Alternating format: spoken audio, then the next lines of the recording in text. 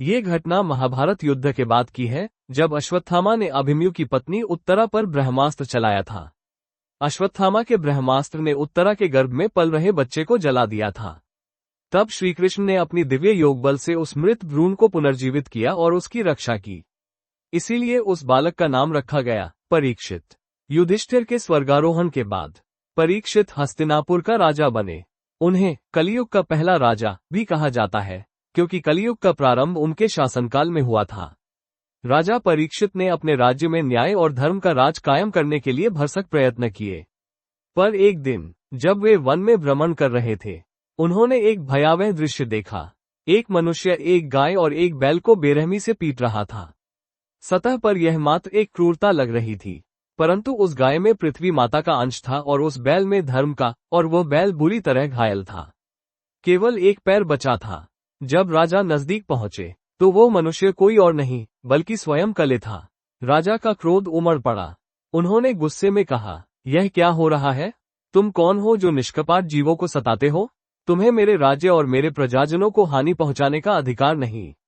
कलि ने ठहाका लगाया और चालाकी से उत्तर दिया, महान राजा परीक्षित, मैं सिर झुकाता हूँ। मैं केवल सत्य दिखा रहा हूँ, मैं भविष्य हूँ। उसकी नफासत राजा के धीरज को भड़काती है। राजा ने तलवार उठाई और कहा, तो मैं तुम्हारे भविष्य को यहीं समाप्त कर दूंगा। तभी कलि ने चाबुक फेंका, घुटनों पर गिर गया और नाटक करने लगा, हाथ जोड़े, आंखों में झूठी पश्चाताप। कृपया महाराज, मैं एक काया हूँ। मैं आपकी महिमा को नजरअंदाज कर रहा था।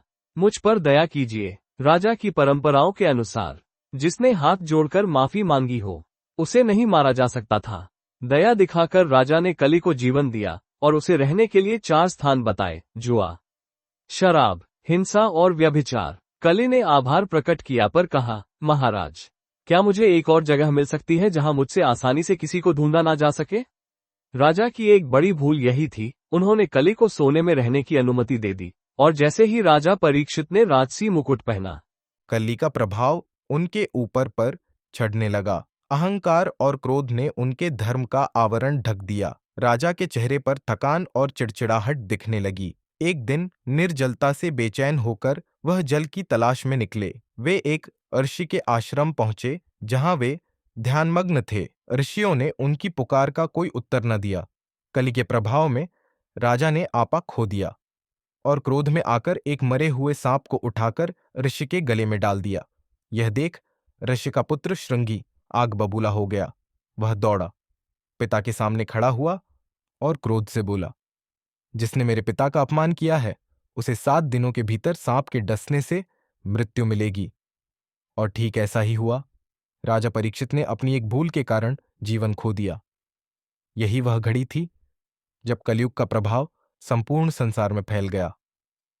एक ऐसी शक्ति जिसने सत्य और धर्म को ढक दिया।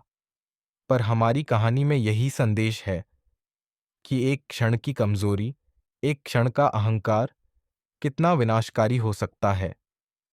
धर्म की रक्षा तभी संभव है जब हम अपने अंदर संयम और करुणा बनाए रखें।